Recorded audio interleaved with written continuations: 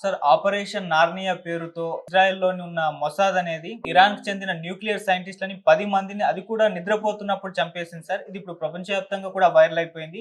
So, Mossad చరిత్రలోనే ఇటువంటి ప్రయోగం చేయడం మొదటిసారని చెప్తున్నారు. అటు ఇరాన్‌కి కూడా ఇటువంటి ఒక దెబ్బ మొదటిసారిదని కూడా చెప్తున్నారు. అసలు ఎలా చంపారు? ఎందుకు చంపారు? ఈ ఆపరేషన్ నార్నియా అని పేరు పెట్టడం వెనుకన ఏమన్నా రీజన్ ఉందంటారా? మరి దీనికి సంబంధించి ఎటువంటి డీటెయిల్స్ ఉన్నాయి సార్? ఆపరేషన్ ఆర్నియా పేరుతో ఇజ్రాయెల్ గవర్నమెంట్ జూన్ 13న ఇరాన్‌లో చాలా మందిని చంపారు. అందులో ఇప్పుడు ప్రధానంగా ఒక వార్త బయటకొచ్చింది. అదేందంటే న్యూక్లియర్ సైంటిస్ట్‌లను, ఇరాన్‌లో ఉండే న్యూక్లియర్ సైంటిస్ట్‌లను మొత్తం 10 మందిని ఒకేసారి అంటే 10 మంది ఒక దగ్గర పడుకోరు గదా! 10 మంది వేరే వేరే టౌన్‌లలో, వేరే వేరే చోట, వేరే వేరే ఇండ్లల్లో పడుకుంటారు. వాళ్ళందరినీ ఒకే టైంలో లేపేశారు. ఇది ఫస్ట్ టైమ్ అన్నమాట. ఇరాన్ చరిత్రలో గాని, లేకపోతే ఇజ్రాయెల్ ఇంటెలిజెన్స్ ఏజెన్సీ మొసాద్ చరిత్రలో గూడా ఇలా ఒకేసారి ఇంత పెద్ద ఆపరేషన్ చేయడం ఫస్ట్ టైమ్ అన్నమాట. దాంతో పాటుగా టాప్ మిలిటరీ అధికారులను లేపేశారు. ఇటు ఇరాన్‌లో 2 రకాల మిలిటరీలుంటాయి. ఒకటి కన్వెన్షనల్ ఆర్మీ, రెండోది ఐఆర్‌జీసీ.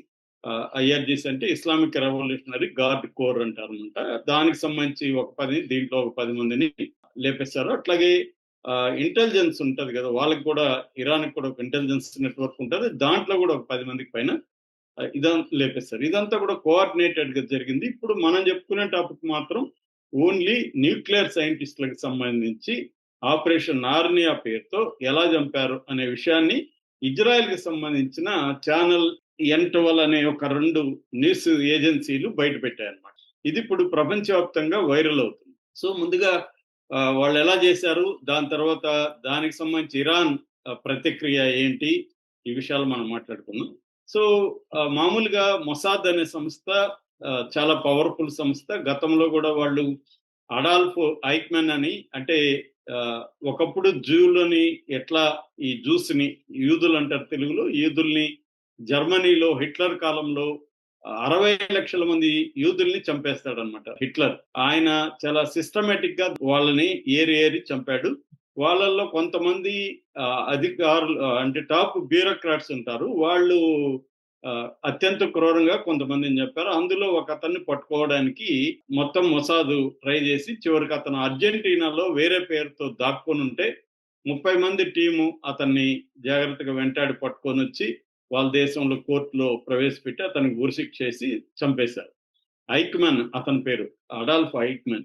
అట్లాగే రేత్ ఆఫ్ గాడ్ అంటారు. రేత్ ఆఫ్ గాడ్ అనే ఇంకొక ఆపరేషన్ ఉంది. అదేంటంటే మీనిచ్ అనే మన స్పిల్బర్గ్ సినిమా కూడా తీశాడు. అది 1971లో జర్మనీ ఒలింపిక్స్‌లో పాల్గొనడానికి ఇజ్రాయెల్ అథ్లెట్స్ వెళ్తే వాళ్ళని బ్లాక్ సెప్టెంబర్ అని పాలస్తీనా తీవ్రవాదులు 11 మందిని చంపేశారు. ఈ చంపిన వాళ్ళని వాళ్ళు వివిధ దేశాల్లోకి ఉన్నారన్నమాట. వాళ్ళని ఏరి ఏరి వెతికి చంపడానికి ఒక టీముని పెట్టారు. ఈ మొసాద్ ఏర్పాటు చేసింది. ఈ టీము వివిధ దేశాల్లో వాళ్ళని ఎలా పట్టుకొని చంపారనేది అది. సినిమా కూడా చూడొచ్చు. అది బాగుంటది. అట్లాగే 2018లో ఇరాన్‌లో న్యూక్లియర్ ఆర్కైవ్ అంటారు. అంటే న్యూక్లియర్‌కి సంబంధించి వాళ్ళ ఫైల్స్ అన్నీ ఒక 1,00,000 పేజీల ఫైల్స్‌ని దొంగిలించారన్నమాట మొసాద్ వాళ్ళు. అప్పుడే వాళ్ళకి తెలిసింది ఇరాన్‌లో న్యూక్లియర్‌కి సంబంధించి, న్యూక్లియర్ వెపన్ తయారు చేయడానికి సంబంధించి ఎలాంటి ఏర్పాట్లు జరుగుతున్నాయని ఈ 1,00,000 పేజీలు దొంగిలించడంతో తెలిసింది. ఇది కూడా సక్సెస్‌ఫుల్‌గా మొసాద్ చేసింది. ఇలాగ ప్రపంచవ్యాప్తంగా మొసాద్ అనేక ఆపరేషన్లు చేస్తుంది.